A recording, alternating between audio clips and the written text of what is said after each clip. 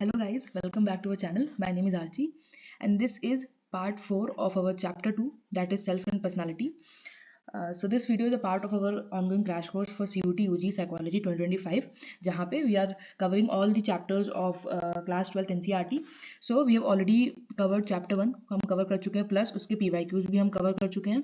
ठीक है, तो the link for all that will be in the description to make sure आप सारी playlist check कर लो. Also I will link down my telegram channel, वहाँ पे I am uploading all the PPTs and all the PYQs के PDF, so make sure आप वहाँ उसको भी join कर लो. So now with this let's start with our lecture. So what all we will study today, we will see the psychodynamic and the post-Freudian approach of personality. We have already covered the trait and type approach. हम ये already पिछले lecture में cover कर चुके हैं. In this we will focus majorly on the psychodynamic approach. ठीक है, तो psychodynamic approach we know कि Sigmund Freud के contribution से मिलके बनती है psychodynamic और psychoanalytical approach या psychosexual approach. इसको various नाम से हम जानते हैं and it is the widely known approach to personality. And personality की जब हम बात करते हैं, जब हम पर्सनालिटी की थ्योरीज की बात करते हैं, तो साइकोडायनेमिक अप्रोच को सबसे ज़्यादा स्टडी करा जाता है, इन डेप्थ स्टडी करा जाता है. And Sigmund Freud, who is known as the father of psychodynamic approach, founder of psychodynamic approach, उनके कंट्रीब्यूशन से मिलके ये पूरी अप्रोच बनी है. Let's see what all we have to cover in this. सबसे पहले फ्रूइड वॉज अ फिजिशियन. ठीक है, वो फिजिशियन थे who developed his theory during clinical practice. तो ज़्यादातर ये उनका एक मेजर क्रिटिसिज्म भी माना जाता है साइको डायनेमिक अप्रोच का. विल सी कि मेजरली जो ये पूरी अप्रोच थी, पूरी जो थ्योरी थी, ये क्लिनिकल केस स्टडीज़ पे बेस्ड थी. फ्रूइड के पास जो पेशेंट्स आते थे, उनकी केस स्टडी पे बेस्ड होकर उन्होंने ये सारी अपनी पूरी थ्योरी बनाई. तो इसीलिए बहुत ज़्यादा इस थ्योरी में साइंटिफिक एविडेंस लैक करता है. ठीक है, so he first use hypnosis, उन्होंने हिप्नोसिस का यूज़ करा. Then notice patients felt better by talking about problems. ठीक है, और इसी को उन्होंने फ्री एसोसिएशन बोला. Free association is when Freud asked people, जितने भी उनके पास पेशेंट्स आते थे, उनसे वो कहते थे कि आप ओपनली अपने सारे थॉट्स, फीलिंग्स और आइडियाज़ को शेयर करो. ठीक है, without any judgement, without any filter, आप ओपनली अपने सारे थॉट्स, फीलिंग्स को शेयर करो. तो इससे क्या होगा कि आपके अनकॉन्शियस में, what is unconscious we will see in a bit, तो आपके जो भी अनकॉन्शियस में जो भी कुछ भी होगा वो सब आ जाएगा इन योर कॉन्शियस अवेयरनेस. ठीक है, तो he use methods like free association, dream analysis. Dream analysis क्या होता है कि जहाँ पे हम ड्रीम्स को एनालाइज करते हैं, हम ड्रीम्स को स्टडी करते हैं टू अनकवर हिडन डिजायर्स. जो भी हिडन आपके डिजायर्स हैं, फीलिंग्स हैं, कन्फ्लिक्ट्स हैं, थॉट्स हैं, उनको अनकवर करने के लिए, उनको अपनी कॉन्शियस अवेयरनेस में लाने के लिए हम ड्रीम एनालिसिस करते हैं. बिकॉज व्हाट फ्रूइड बिलीव्ड कि आपके जो भी thoughts, hidden thoughts and feelings हैं, वो सब आपके ड्रीम्स में सिम्बलाइज होते हैं, वो सब आपके ड्रीम्स में एज सिम्बल्स नजर आते हैं. तो इन ड्रीम्स को एनालाइज करके, इन ड्रीम्स को पढ़ के, स्टडी करके हम उन सारे हिडन डिजायर्स और थॉट्स को अनकवर कर सकते हैं. This is what Freud believed. ठीक है, the next was analysis of errors. Freud also said कि हम जो एवरीडे मिस्टेक्स होते हैं, जैसे कि स्लिप ऑफ टंग हो गया, कुछ बोलना कुछ और चाह रहे हैं बट जो हमारे हिडन फीलिंग्स एंड डिजायर्स है वो निकल गए हमारे मुंह से, तो दीज आर एवरीडे मिस्टेक्स. तो इनको भी एग्जामिन, इनको भी एनालाइज करके हम अनकॉन्शियस थॉट्स को रिवील कर सकते हैं. So these are some of the methods जो फ्रूइड ने कहा कि हम इनका यूज करके हम जो भी थॉट्स हमारे अनकॉन्शियस में हैं, जो भी थॉट्स, फीलिंग्स हमारे अनकॉन्शियस में है, उसको हम लोग अपने कॉन्शियस अवेयरनेस में ला सकते हैं. So what is conscious, what is unconscious, we will see now. So Freud ने he gave some levels of consciousness. ठीक है, जिसमें ही सेड कि 3 लेवल्स होते हैं कॉन्शियसनेस के. ठीक है, there are 3 levels. What are they? सबसे पहला होता है कॉन्शियस अवेयरनेस या कॉन्शियस माइंड कह सकते हो. The next is pre conscious mind and last is unconscious mind. So let's see what all this is. So unconscious क्या होता है? ये वो पार्ट होता है आपके माइंड का which include thoughts, feelings and actions of which people are aware, जिनके बारे में आप अवेयर होते हो. जैसे कि this moment you are aware कि आप लेक्चर अटेंड कर रहे हो, you are reading this, you are studying this, आप ये सब्जेक्ट पढ़ रहे हो, आपको एग्जाम देना है. तो this is all your conscious awareness. What is pre conscious? It includes mental activity of which people may become aware only if they attend to it closely. ठीक है, तो इन सारे थॉट्स से आप कॉन्शियसली अवेयर नहीं हो, बट इफ यू ट्राई, आप उन थॉट्स को अपने कॉन्शियस अवेयरनेस में ला सकते हो. For example, if I ask you what did you had for dinner last evening, ठीक है, तो ये आपको इमीडिएटली आपको याद नहीं होगा ये चीज़, बट अगर आप सोचोगे, आप कॉन्शियसली सोचोगे और कि क्या खाया था रात में, तो वो चीज़ फिर आपके अवेयरनेस में आ जाएगी. सो this is all pre conscious. जो ऐसे थॉट्स, ऐसी फीलिंग जो आपके कॉन्शियस अवेयरनेस में एट द मोमेंट नहीं है, बट इफ यू ट्राई तो आप उनको ला सकते हो. You can become aware of it. This is pre conscious. Now unconscious is the mental activity that people are unaware of. जो आप, जिनके ऐसी फीलिंग्स, ऐसे थॉट्स जिनके बारे में आप अनअवेयर हो. एंड फ्रूइड सेज कि आप चाहकर भी इनके बारे में अवेयर नहीं हो सकते हो. ठीक है। और इन्हीं थॉट्स, इन्हीं फीलिंग्स को फ्रूड कहता है कि आप अपने ड्रीम्स में देखते हो। तो आप अपने ड्रीम्स में जो भी कुछ देखते हो, these are nothing but your hidden feelings, hidden thoughts जो आपके अनकॉन्शियस माइंड में है। ठीक है। तो ड्रीम एनालिसिस करके हम इन फीलिंग्स को अनकवर कर सकते हैं, एवरीडे मिस्टेक्स को एग्जामिन करके, एनालाइज करके हम अनकवर कर सकते हैं। ठीक है, फ्री एसोसिएशन के through. This is what Freud believe. ठीक है, तो he mentions 3 levels of consciousness. ठीक है, तो यहाँ पे हम देख सकते हैं, तो फ्रूड उन्होंने अब इन 3 लेवल्स ऑफ कॉन्शियसनेस को एक आइसबर्ग से कंपेयर करा। ठीक है, जहाँ पे ही सेड कि इस आइसबर्ग में जो सबसे डीपेस्ट पार्ट होता है, this is your unconscious part, जहाँ पे आपके सारे इंस्टिंक्ट फियर्स हैं, आपके हिडन डिजायर्स हैं, मोटिव्स हैं, जो कि आप चाहते नहीं हो कि बाहर आए। ठीक है, तभी वो आपके अनकॉन्शियस माइंड में हो, आप नहीं चाहते हो कि वो आपके कॉन्शियस अवेयरनेस में आए। This is unconscious. फिर the part of the iceberg जो कि it is not so deep, ठीक है, बहुत डीप भी नहीं है, it is not also easily seen, that is pre conscious. ठीक है, all the memory which is stored, all the knowledge जो आपको याद है, आपके अवेयरनेस में नहीं है, बट इफ यू ट्राई तो आप उनको रिकॉल कर सकते हो, that is pre conscious. And unconscious जो कि आपके प्रेजेंट मोमेंट के सारे thoughts, perceptions, awareness, that is in your present awareness, present moment में है, visible part of the iceberg. ठीक है, so this was the level of consciousness according to Freud. So the thing जिस पे सबसे ज़्यादा स्ट्रेस करा फ्रूड ने वॉज द अनकॉन्शियस माइंड। उनकी पूरी ही, अगर आप थ्योरी देखोगे, पूरी अप्रोच देखोगे, तो उसमें उन्होंने मेजरली अनकॉन्शियस माइंड पे फोकस करा। उन्होंने ये बोला कि आपके जितने भी एबनॉर्मल बिहेवियर होता है, जितने भी एंग्जाइटी होती है, जितना भी कोई भी टाइप का कन्फ्लिक्ट है, it is due to this unconscious mind. ठीक है, it is due to the unconscious mind. So according to Freud, the unconscious is a reservoir of instinctive और एनिमल ड्राइव्स। ठीक है, it is a reservoir, it is a store house we can say. ठीक है, एक type का store house होता है तुम्हारी सारी इंस्टिंक्टिव ड्राइव्स का। What do you mean by instinctive drives? Instinctive drives जो ऐसी energy, it is nothing but the energy जो आपके इंस्टिंक्ट से आती है, जैसे कि सेक्सुअल एनर्जी, ठीक है, या फिर एग्रेशन, एंगर, ये सब इंस्टिंक्चुअल ड्राइव्स होती हैं, जो आपके इंस्टिंक्ट्स, आपके बायोलॉजिकल होती हैं। ठीक है, so the unconscious mind it contains ideas and wishes concealed from conscious awareness. ऐसे आइडियाज, ऐसे थॉट्स, ऐसे विशेस जो आपके कॉन्शियस अवेयरनेस में नहीं है। These unconscious content led to psychological conflicts, often due to sexual desires that cannot be expressed openly and are therefore repressed. So we know कि Freud ने ये बोला कि आपके अनकॉन्शियस माइंड में ऑफन इंस्टिंक्टिव ड्राइव्स होती हैं, कुछ सेक्सुअल ड्राइव्स हो सकती हैं। मेजरली उन्होंने सेक्सुअल ड्राइव्स पे फोकस करा। ठीक है, और ये सेक्सुअल ड्राइव्स जो होती हैं, ये these can not be express openly because this is not socially acceptable चीज़ें नहीं है। ये सेक्सुअली और सेक्सुअल डिजायर, सेक्सुअल ड्राइव्स, ये सोशली इतने एक्सेप्टेड कंसेप्ट नहीं है। तो इनको इंडिविजुअल क्या करता है, इनको अपने इसी वजह से अपने कॉन्शियस अवेयरनेस में ना रख के इनको बरी कर देता है अपने अनकॉन्शियस डिजायर्स में, अनकॉन्शियस माइंड में, और इन्हीं वजह से, इन्हीं सब वजहों से साइकोलॉजिकल कॉन्फ्लिक्ट्स होते हैं। ठीक है, because the individual can not express openly and are therefore repress. So according to Freud, these sexual drives, because we know ये सोशली एक्सेप्टेड चीज़ें नहीं होती हैं, सोशली एक्सेप्टेड फीलिंग्स, डिजायर्स नहीं होती हैं। सो इसी वजह से individual they keep these desires, these thoughts, these emotions away from their conscious awareness. ठीक है, because they cannot find socially acceptable ways to express these impulses. ये जो impulses होती हैं, जो instincts होती हैं, इनको the person bury them from their conscious awareness. So the unsuccessful resolution of such conflicts may result in abnormal behavior. और यही सारे जो conflicts होते हैं, sexual drives, aggression, everything which is not possible to be expressed openly in your conscious awareness, इन्हीं सब के unsuccessful resolution की वजह से abnormal behavior होता है. This is what Freud believed.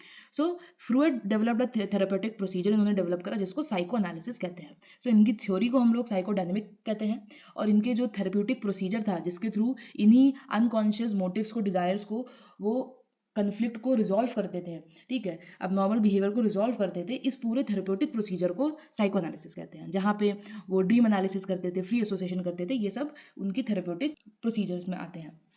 So the basic goal of psychoanalytical therapy is to bring the repressed unconscious materials to consciousness. This is very important. यही इनकी पूरी थ्योरी का क्रक्स यही है कि वो, उनका मानना था कि इंडिविजुअल जो भी सोशली अनएक्सेप्टेबल बिलीव्स होते हैं उनको वो अपने अनकॉन्शियस माइंड में डाल देता है, और इसकी वजह से क्या हो जाते हैं, बहुत सारे कन्फ्लिक्ट्स हो जाते हैं हमारे अनकॉन्शियस माइंड में, बिकॉज तुम्हारे डिजायर्स कुछ हैं बट तुम उनको एक्सप्रेस नहीं कर पा रहे हो, तो इससे कॉन्फ्लिक्ट होता है, इससे एबनॉर्मल बिहेवियर हो जाता है, और जो उनकी साइकोएनालिटिकल थेरेपी है वो इसी अनकॉन्शियस डिजायर्स को कॉन्शियसनेस में लाने की कोशिश करती है, ठीक है, वो अनकॉन्शियस मटेरियल को कॉन्शियस अवेयरनेस में लाने की कोशिश करती है, सो डैट जो एंग्जाइटी है, जो एबनॉर्मल बिहेवियर है, वो रिड्यूस हो जाए, वो एलिमिनेट हो जाए, and this helps individual live in more self aware and integrated manner. So this was the unconscious, everything about the unconscious mind.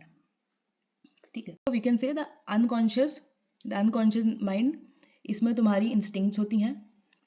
ठीक है, स्पेशली योर सेक्सुअल बिहेवियर होता है. ठीक है, जिसको तुम बरी कर देते हो into your unconscious from your conscious awareness, जिसकी वजह से कन्फ्लिक्ट्स होते हैं. ठीक है, जिसकी वजह से कन्फ्लिक्ट्स होते हैं, इसको यू बरी डाउन. ठीक है, जिसकी वजह से कन्फ्लिक्ट्स होते हैं, and then it leads to abnormal behaviour. ठीक है, एबनॉर्मल बिहेवियर होता है इससे. And then Freud uses his psychoanalysis. He bring back all the repressed unconscious material back into the consciousness. ठीक है, तो अनकॉन्शियसनेस से वापस से चीजें कॉन्शियसनेस में आती है. ठीक है, so this is everything about the unconscious mind. Next is the structure of personality. तो फ्रूइड ने अभी प्रीवियसली भी सॉ कि उसने बताया कि माइंड जो होता है हमारे, उसके 3 अलग अलग लेवल्स है. हमारे कॉन्शियसनेस के 3 अलग अलग लेवल्स है, the conscious, pre conscious and unconscious. अब यहाँ पे he said about something about personality, कि पर्सनालिटी, हमारी जो पर्सनालिटी होती है उसके भी कुछ स्ट्रक्चर होते हैं. एंड यहाँ पे भी ही सेड कि 3 स्ट्रक्चर होते हैं हमारी पर्सनालिटी के, 3 स्ट्रक्चर होते हैं, the id, ego and super ego. So we will understand everything in very easy manner. तो सबसे पहले इड क्या होता है, ईगो क्या होता है, सुपर ईगो क्या होता है. Id, it operates on the pleasure principle. ठीक है, ये सब ये याद रखना कि इड जो होता है वो प्लेजर पे काम करता है. Ego, it operates on your reality. And super ego, it operates on your morality. ठीक है, कैसे, let's understand an example. Let's say कि तुम ऑफिस गए हो, सुबह ऑफिस गए हो. ठीक है, and now at night you are returning back from your office and तुमने सुबह से कुछ भी नहीं खाया है. यू आर वेरी हंग्री, तुमको बहुत भूख लग रही है. ठीक है, तुम लंच भी नहीं लेके गए आज और तुमको अब बहुत भूख लग रही है. एंड तुम अब घर वापस जा रहे हो एंड रास्ते में तुमको दुकान दिखती है, you saw shop, you saw bakery, and तुम जाते हो वहाँ पे कुछ खाने के लिए देखते हो. The moment you enter the shop, तुमको रियलाइज होता है कि तुम्हारे पास पैसे नहीं है. ठीक है, यू रियलाइज कि your wallet is lost and तुम्हारे पास एक भी पैसा नहीं है, you are not having a single penny. ठीक है, but on the shop, on the bakery, you are seeing, तुम बहुत सारी अपनी favourite amazing items, food items देख रहे हो, तुमको बहुत ज़्यादा मन कर रहा है खाने का, because you are very hungry, तुम सुबह से बहुत भूखे हो. तो यहाँ पे क्या क्या तुम्हारे थॉट्स हो सकते हैं. सो एट फर्स्ट तुम क्या सोचोगे, तुम सोचोगे कि अरे तो क्या हुआ, पैसे नहीं है तो क्या हुआ, चलो धीरे से जाके चुरा लेते हैं, खाना चुरा लेते हैं, स्टील कर लेते हैं, क्या ही होगा, भूख लग रही है तो लग रही है, अब क्या करें. So this part of your personality is the id which is operating on the pleasure principle. ठीक है, इसको इमीडिएट ग्रेटिफिकेशन चाहिए होता है. ठीक है, तुमको भूख लग रही थी तो इड वांट्स कि तुम खाना खाओ, भले चुरा के खाओ, कैसे भी खाओ, तुम अपने प्लेजर को, उसको पूरा करो, इमीडिएटली पूरा करो. तुमको भूख लग रही थी, this is your primitive need, Hungary, तुम भूखे हो, तुम hunger, this is your primitive need, तो तुम उसको जल्दी से जल्दी पूरा करो, अपने प्लेजर को जल्दी जल्दी पूरा करो.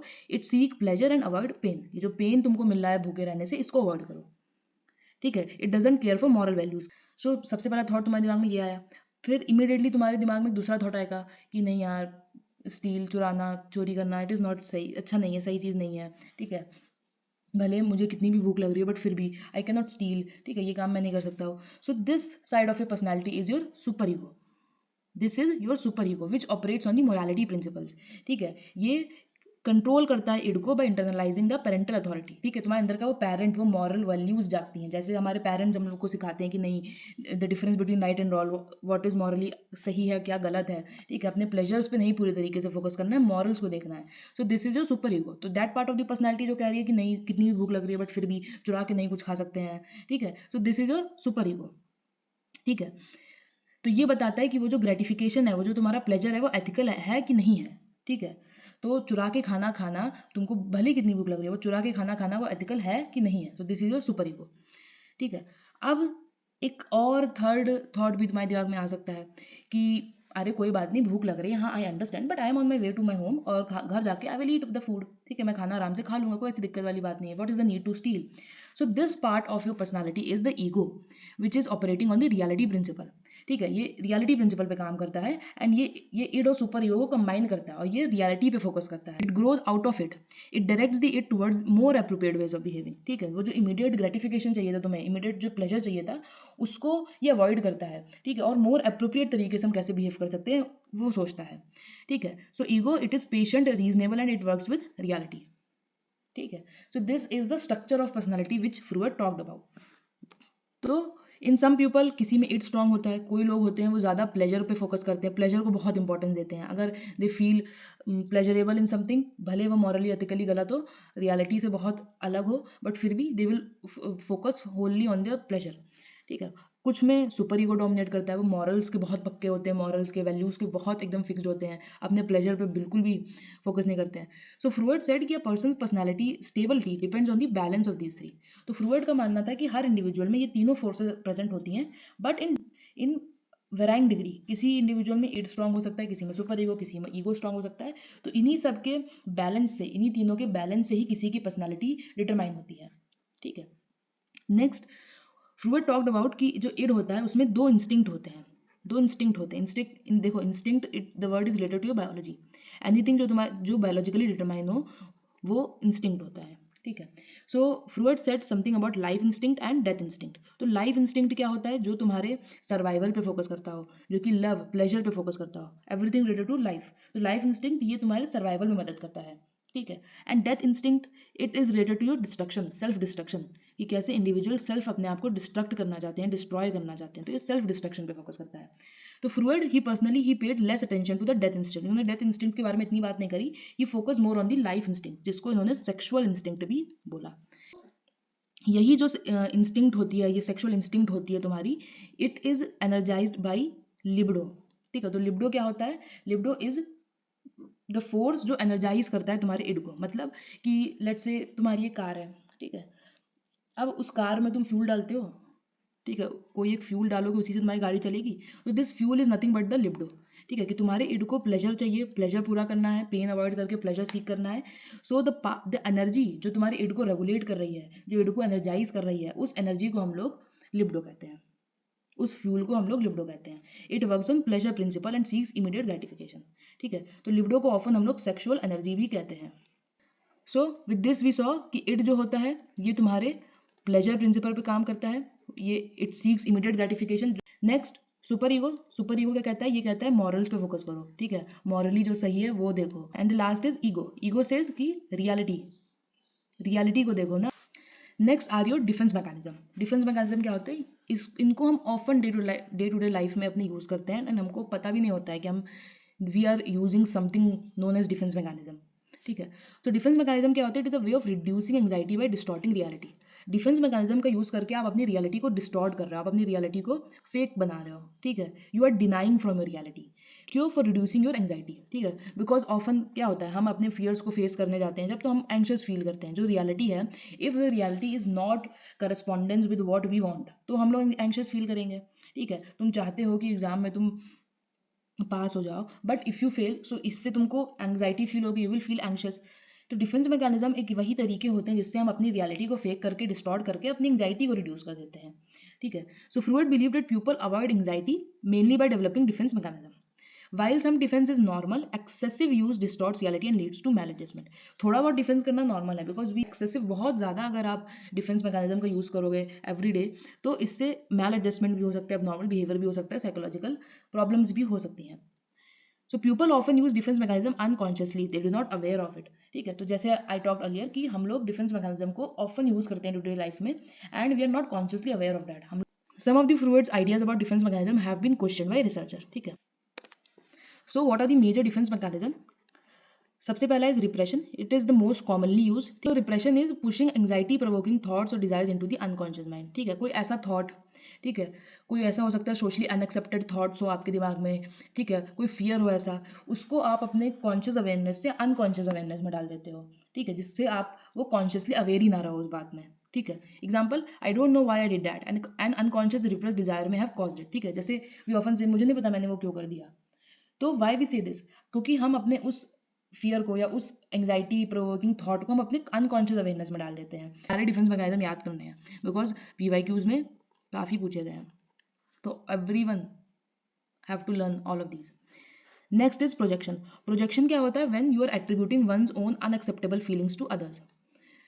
ठीक है, जब आप अपनी खुद की फीलिंग्स को दूसरों पे प्रोजेक्ट कर देते हो, प्रोजेक्ट कर रहे हो, तो आपकी कुछ ऐसी फीलिंग्स जो आपके लिए अनएक्सेप्टेबल हो, आप उसको एक्सेप्ट नहीं करते। देखो, अगर आप अपनी फीलिंग्स को एक्सेप्ट कर रहे हो, मान रहे हो, तब तो वेल एंड गुड, बट कुछ ऐसी फीलिंग्स जो आपके लिए अनएक्सेप्टेबल हो, आप उनको एक्सेप्ट नहीं कर पा रहे हो, तो उन फीलिंग्स को you project on something someone else. For example, a person with aggressive feelings thinks others are being aggressive toward them. जैसे for example, अगर आप aggressive हो, बहुत ज़्यादा आपका aggressive nature है, तो आप यहाँ पे ऐसे project करोगे कि मैं नहीं aggressive हूँ, सामने वाला बंदा aggressive है. Others are being aggressive towards me. That's why my behavior is reflective as being aggressive. तो यहाँ पे you are projecting your unacceptable feelings, thoughts to others. That is projection. Next, denial. Denial में you are refusing to accept reality. कोई एक reality, कोई fact जो real है, आप उसको डिनाई कर रहे हो. नहीं, ऐसा हो ही नहीं सकता है, मैं कैसे मान लूँ. जैसे often when our loved ones they pass away, तो हम लोग आसानी से उस फैक्ट को नहीं मान पाते हैं, तो हम लोग डिनाई करते हैं. हम लोग कहते हैं कि नहीं, ऐसा हुआ ही नहीं है, इट इज़ नॉट पॉसिबल. ठीक है, तो हम यहाँ पे रिफ्यूज कर रहे हैं to accept reality. Next is reaction formation. Reaction formation is what? Behaving in a way opposite to one's actual feelings to reduce anxiety. मतलब आपका जो रिएक्शन है किसी भी सिचुएशन में, आपका जो एक्चुअल रिएक्शन है उसको ना दिखा के आप कोई अदर रिएक्शन, अपोजिट रिएक्शन को फॉर्म कर रहे हो. ठीक है, अपोजिट रिएक्शन फॉर्म करके उस तरीके से बिहेव कर रहे हो. ठीक है, for example, a person with strong sexual urges becomes overly religious. तो अ पर्सन जिसकी बहुत strong sexual urges and desires हैं, ही और शी नोज कि it is not socially acceptable. ठीक है, तो वो रिलीजियस बन जाएगा. वो अब जो उसकी एक्चुअल फीलिंग्स थी उससे अपोजिट तरीके से बिहेव करेगा. ठीक है, तो दैट इज रिएक्शन फॉर्मेशन. हम लोग ऑफन कहते हैं नहीं कि प्रिटेंड अंटिल इट्स डन. ठीक है, कि हम लोग वो फील नहीं कर रहे हैं कुछ भी वैसा कुछ भी, बट हम ऐसा प्रिटेंड करेंगे कि हाँ we are feeling that way. तो हम कुछ अलग तरीके से फील कर रहे हैं, अलग तरीके से अपना बिहेवियर शो कर रहे हैं opposite to what you are actually feeling. That is reaction formation. Next is rationalisation. Rationalisation में क्या करते हो? You are justifying unreasonable feelings और behaviour with logically sounding reason. For example, बहुत क्लासिक एग्जाम्पल कि आप अपने एग्जाम में फेल हो गए हो, but what you are doing, तुम अलग अलग रीजन दे रहे हो कि अरे मैं फेल इसलिए नहीं हुआ क्योंकि मैंने मेहनत नहीं करी, मैं फेल इसलिए हुआ क्योंकि the paper was too hard, या टीचर ने ढंग से पढ़ाया नहीं, सारे आउट ऑफ सिलेबस क्वेश्चन आ गए. तो यहाँ पे यू आर यूजिंग रेशनलाइजेशन. यहाँ पे तुम अपने अनरीजनेबल फीलिंग्स को या बिहेवियर को, ठीक है, कि तुम एग्जाम में you failed because you didn't study, ये एक इस अपने बिहेवियर को तुम जस्टिफाई कर रहे हो लॉजिकल, किसी अदर लॉजिकल बिहेवियर रीजन से. Next and the last is regression. Regression is what? Returning to behavior typical of an earlier less mature stage. जहाँ पे हम बिहेव करते हैं, चाइल्डिश बिहेवियर होता है बेसिकली. रिग्रेशन में चाइल्डिश बिहेवियर देखने को मिलता है. ठीक है, an adult throwing a tantrum when things don't go their way. तो यहाँ पे आप लेस मेच्योर तरीके से बिहेव कर रहे हो. तो अब इनको याद कैसे करना है? I will give you keywords. Repression में याद रखो कि आप अनकॉन्शियस में बरी कर रहे हो अपने थॉट्स को. ठीक है, अनकॉन्शियस में थॉट्स को बरी कर रहे हो, एंग्जाइटी प्रोवोकिंग थॉट्स को, दैट इज रिप्रेशन. प्रोजेक्शन में आप प्रोजेक्ट कर रहे हो अपनी फीलिंग्स को टू समबडी एल्स. डिनाइल में आप डिनाई कर रहे हो, deny the facts, deny the reality, reality को डिनाई कर रहे हो, वेरी इजी. रिएक्शन फॉर्मेशन में आप अपोजिट रिएक्शन फॉर्म कर रहे हो from your real behaviour. Rationalisation में आप जस्टिफिकेशंस के लिए आप लॉजिकल रीजंस का यूज कर रहे हो. ठीक है, आप अपने अनरीजनेबल बिहेवियर को रीजनेबल पॉइंट से जस्टिफाई कर रहे हो. नेक्स्ट, रिग्रेशन, जहाँ पे आप चाइल्ड लाइक बिहेवियर शो करते हो, लेस मेच्योर बिहेवियर. तो ये कुछ की पॉइंट्स है, उसको रिवाइज करो बार बार इनको and you will learn everything. Next and the most important we will now see are the stages of personality development as given by Freud.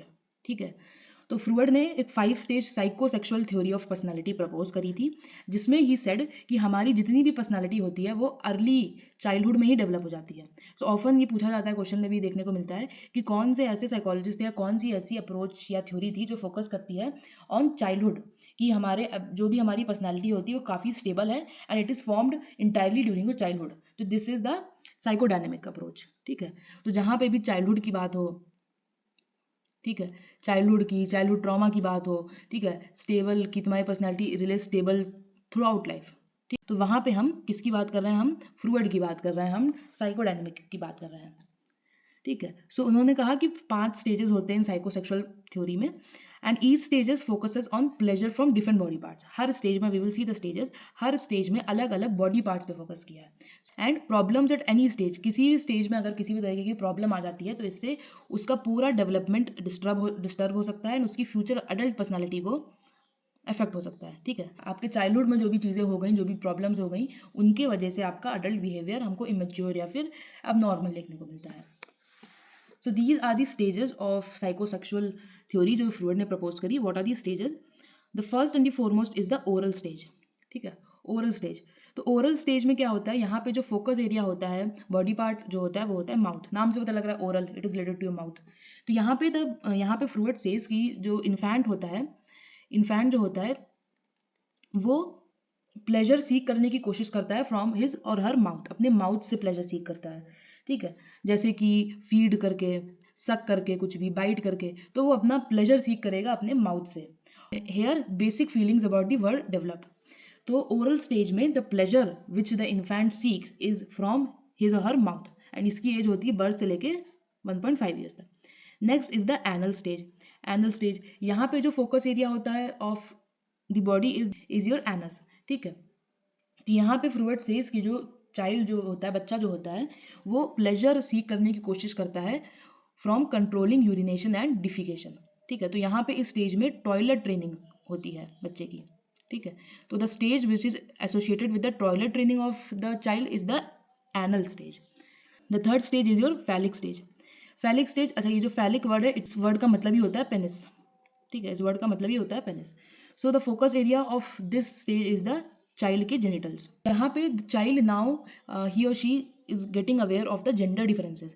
मतलब जो बॉयज होते हैं दे नो कि हाँ आई एम अ बॉय, ठीक है, I have different genitals from girls, and girls they know कि हाँ I am a girl and I have different genitals from boys, ठीक है। तो यहाँ पे फैलिक स्टेज में we see Oedipus complex in boys and Electra complex in girls. ये क्या होता है, हम लोग पहले इसको समझने की कोशिश करते हैं। So what is Oedipus complex?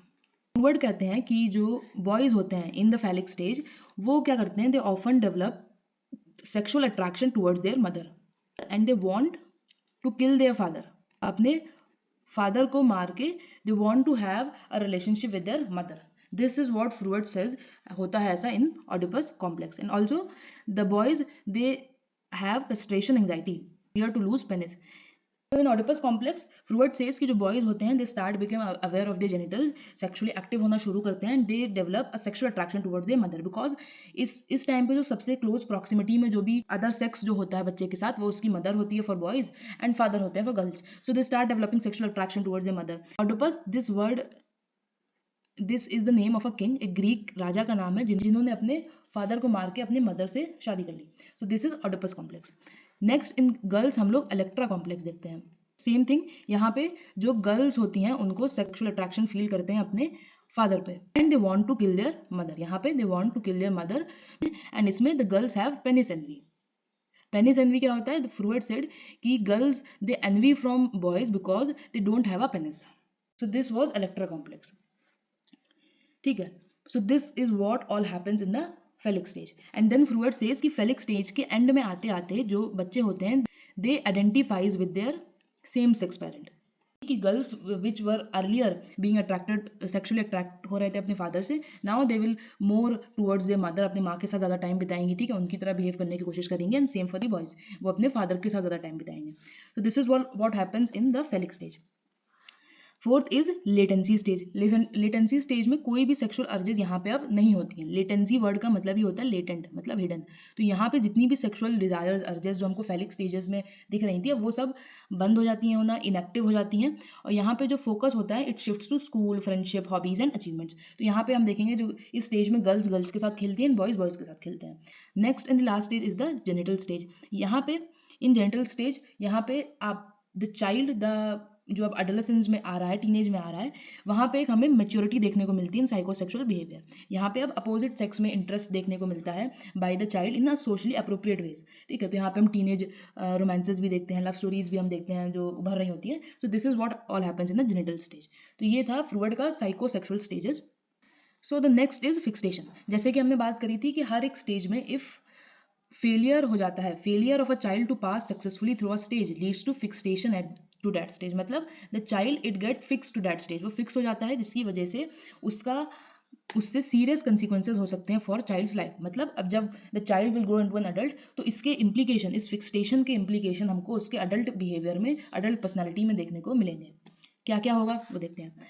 So oral stage में the child seeks pleasure through his mouth. तो अगर if a child face difficulty during feeding and oral gratification, मतलब उसका ओरल प्लेजर नहीं फुलफिल होता है, तो एज एन अडल्ट ही और शी में develop negative feelings about the world, considering it a bitter place. Next in anal stage, जहाँ पे फोकस होता है टॉयलेट ट्रेनिंग पे, ठीक है, टॉयलेट ट्रेनिंग पे। तो अगर यहाँ पे फिक्सेशन हो जाता है तो as adult it can result in issues balancing control and pleasure later in life. तो यहाँ पे जो इंडिविजुअल्स होंगे वो अपनी लाइफ को बैलेंसिंग इश्यूज उनको हो सकते हैं, वो बैलेंस ना मेंटेन कर पाए। फैलिक स्टेज में जहाँ पे अगर ऑडिपस या इलेक्ट्रा कॉम्प्लेक्स में रिजॉल्व नहीं हो पाता है, मतलब if the child fails to identify with the same sex parent, ठीक है, क्योंकि फैलिक स्टेज के एंड में होना ही यही होता है, बॉय जो मदर के थ्रू अट्रैक्टिव था एंड गर्ल जो फादर से अट्रैक्टिव थी, अब at the end of the phallic stage ही और the boy and the girl वो अब आइडेंटिफाई करें अपने सेम सेक्स पेरेंट के साथ, बट अगर ऐसा नहीं हो पाता है तो अब बॉय में continue to feel hostile towards man and overly dependent on women in relationships. Latency stage में अगर सोशल अचीवमेंट वगैरह निगलेक्ट हो जाते हैं, बिकॉज सोशल सेक्सुअल अर्जेस तो यहाँ पे इनएक्टिव रहती हैं, बट अगर सोशल अचीवमेंट एक्टिविटीज नेगलेक्ट हो जाती हैं तो इससे पुअर सोशल स्किल्स हो सकती हैं, लैक ऑफ कॉन्फिडेंस और फ्रेंडशिप्स बनाने में डिफिकल्टी हो सकती है। एंड जेनिटल स्टेजेस अगर इसमें फिक्सेशन हो जाता है, अगर एक उसकी वजह से एक इमेच्योर सेक्सुअल बिहेवियर उनका हो सकता है, ठीक है। So this is what happens in fixation की। So with this we are done with the Freud की साइकोडायनेमिक अप्रोच, जहाँ पे हमने व्हाट वी सॉ, हमने लेवल्स ऑफ कॉन्शियसनेस की बात करी, जहाँ पे हमने कॉन्शियस माइंड, ठीक है, pre conscious mind and unconscious mind देखा, ठीक है। Next we saw structure of personality, जहाँ पे हमने 3 स्ट्रक्चर देखे पर्सनैलिटी के, id, ego and super ego. It works on pleasure principle, super ego works on morality principle and ego works on the reality principle. We saw defence mechanism जहाँ पे हम अपनी anxiety को रिड्यूस करने के लिए रियलिटी को डिस्टॉर्ट करते हैं, हमने अलग अलग टाइप्स के डिफेंस मैकेनिज्म देखे। And at the end we saw the psychosexual stages, जहाँ starting with oral stage, anal stage, phallic stage, latency stage and genital stage. This is what was everything about psycho analytical theory. Now हम लोग को देखना है the post फ्रूइडियन approaches. ये कौन थे? Those theories जिन्होंने अर्लियर वो फ्रूइड के साथ ही थे, जितने भी हम आगे थ्योरीज देखेंगे वो सब फ्रूइड के साथ ही काम करते थे, but later due to some disagreements, some conflicts in their approaches, उन्होंने अपने खुद के वर्जन्स बनाए of the psycho analytical theory, और इन्हीं को हम लोग पोस्ट फ्रूइडियन कहते हैं। तो यहाँ पे इन्होंने सेक्सुअल और एग्रेसिव अर्जेस पे ज्यादा कम इंपॉर्टेंस दी, ठीक है। इन्होंने कल्चर पे, ठीक है, सोसाइटी पे, इन सब पे भी फोकस करा। इन्होंने कहा कि हमारा जो भी पर्सनैलिटी है it is not only limited to sexual urges, ego, creativity, competence, problem solving etcetera. तो जो कुछ पोस्ट फ्लूइडेंस हम लोग पढ़ने वाले हैं वो है Carl Jung, Karen Horney, Alfred Adler, Erich Fromm and Erik Erikson, ठीक है। एरिक एरिक्सन, इनको हम लोग डेवलपमेंटल साइकोलॉजी में भी पढ़ते हैं, इनके हम लोग 8 साइकोसोशल स्टेजेस की भी बात करते हैं यहाँ। So starting with Carl Jung, खुद की थ्योरी बनाए जिसको हम लोग एनालिटिकल साइकोलॉजी कहते हैं। तो Jung saw personality as a balance of inner conflicting forces and not external demands. जैसे फ्रूइड ने कहा कि इड, ईगो, कुछ रियलिटी प्रिंसिपल है, कुछ मॉरलिटी है, ठीक है, हमको चोरी करनी है नहीं करनी है, ठीक है, मॉरल्स पे फोकस करो नहीं प्लेजर्स पे फोकस करो, तो these are all external demands. But Carl Jung ने कहा कि नहीं, हमारी जो पर्सनैलिटी है वो इनर फोर्सेस से शेप है, हमारे अंदर कुछ ऐसी फोर्सेस होती हैं जो आपस में कन्फ्लिक्ट कर रही होती हैं, इनकी वजह से, इनके बैलेंस से हमारी पर्सनैलिटी शेप होती है and not your external demands, ठीक है। So young saw human beings guided as much by aims and aspiration as by sexual aggression, ठीक है। तो ये जो इंस्टिंक्ट्स थे जो फ्रूइड ने जिनके बारे में बात करी, तो यंग ने कहा कि इनके साथ साथ कुछ एस्पिरेशंस भी होते हैं, कुछ हमारे अलग एम्स भी होते हैं, उनसे भी हमारी पर्सनालिटी डिटरमाइन होती है। So the most important concept जो उन्होंने दिया वो था अबाउट कलेक्टिव अनकॉन्शियस, ठीक है। कलेक्टिव अनकॉन्शियस ये क्या होता है? देखो, अनकॉन्शियस के बारे में पता है, जो फ्रूइड ने बात करी जिसको हम लोग पर्सनल अनकॉन्शियस कहते हैं, which is personal to everybody, ठीक है।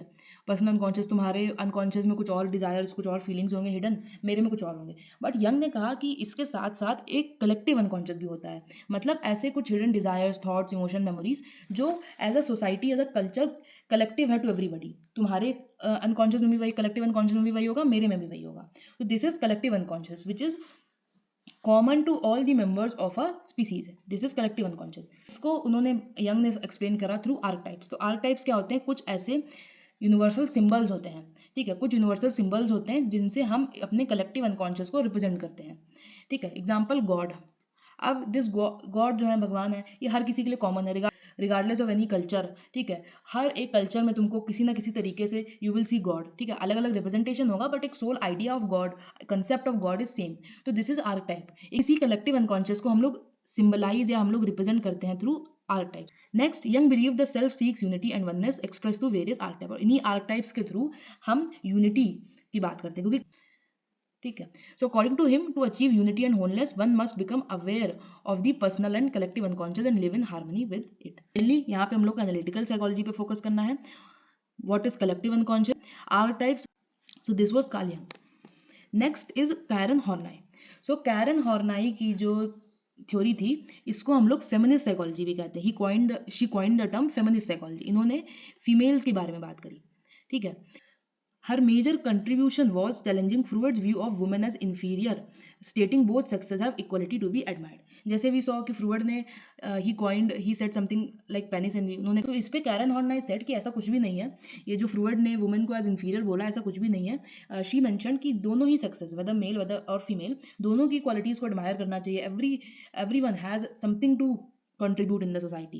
ठीक है. So she presented a more optimistic view of human life focusing on growth and self actualization. जो growth और self actualization कि हम लोग अपने potential को realize करें whether male और female irrespective of gender. तभी इनकी थ्योरी को हम लोग feminist psychology भी कहते हैं.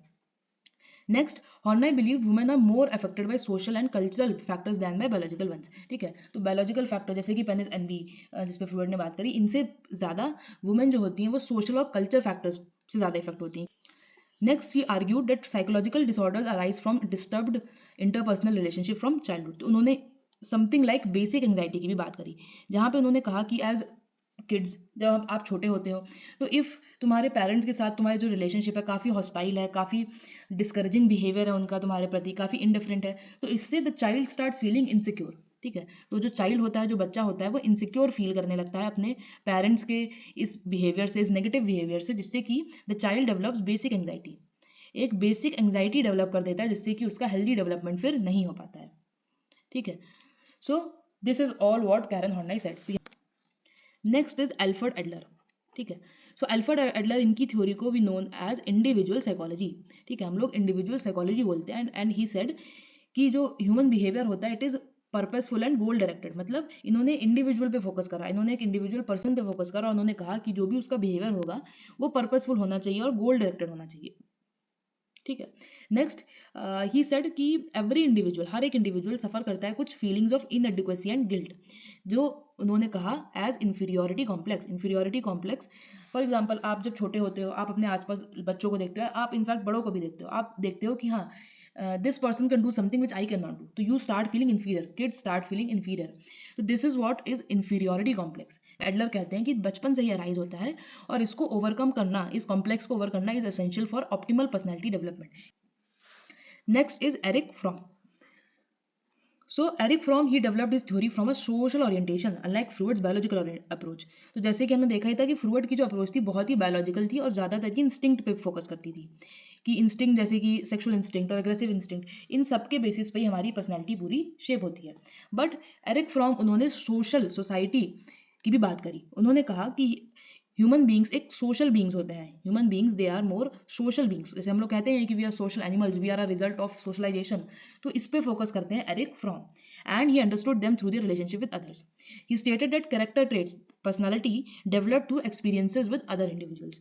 So his work recognizes the value of positive qualities such as tenderness, work, love in personality development. Also he said कि pupils' dominant character traits shapes the social processes and the culture itself. जैसे अभी तक हम ये बात करते आ रहे हैं कि जो कल्चर होता है उसका बहुत ज़्यादा इम्पैक्ट होता है हमारी पर्सनैलिटी पे, हमारे बिहेवियर. बट फ्रॉम कहते हैं, एरिक फ्रॉम ये कहते हैं कि ऐसा तो है ही, बट साथ ही साथ जो हमारी पर्सनैलिटी है, जो हमारे बिहेवियर है, उससे हमारा कल्चर भी शेप होता है. तो it is a whole circle. And he said कि psychological qualities arise from the desire for freedom and the pursuit of justice and truth. ठीक है भाई, उन्होंने फोकस करा फ्रीडम पे, जस्टिस पे, ट्रुथ पे, which is everything related to your society. तो जहाँ पे सोसाइटी की बात हो, सोशल बींग्स की बात हो, ठीक है, इंटरेक्शन की बात हो, तो वहाँ पे we will talk about Erich Fromm. Next and the last is Erik Ericsson.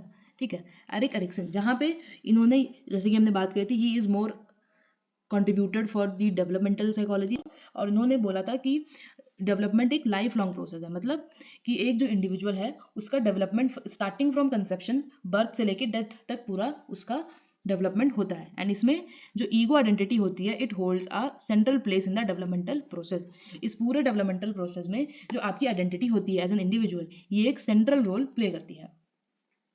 Next, his idea of an identity crisis during adolescence has received considerable attention. तो he mentioned something like identity crisis. वो कहते हैं कि adolescence के time जब बच्चे बड़े हो रहे हैं, जब टीनेज में जा रहे हैं, प्यूबर्टी हिट कर रहे हैं, तो आइडेंटिटी क्राइसिस फेस करते हैं बच्चे. मतलब कि हु आई एम, मैं कौन हूँ, उनकी कन्फ्यूजन रहती है अपने बारे में, what I will be doing in my future. ठीक है. So everything related to their identity. So this was all about the post Freudians. Next and last topic for today is the criticism of psychodynamic approach. क्या क्या criticism है? तो सबसे पहले तो हमने देखा है था they lack a scientific basis, because majorly जो थ्योरीज थी केस स्टडीज पे बेस्ड थी, जो फ्रूइड के जो क्लिनिकल केस स्टडीज थी उस पे बेस्ड सारी उसकी ये थ्योरीज थी। सो साइंटिफिक बेसिस नहीं है इन थ्योरीज का।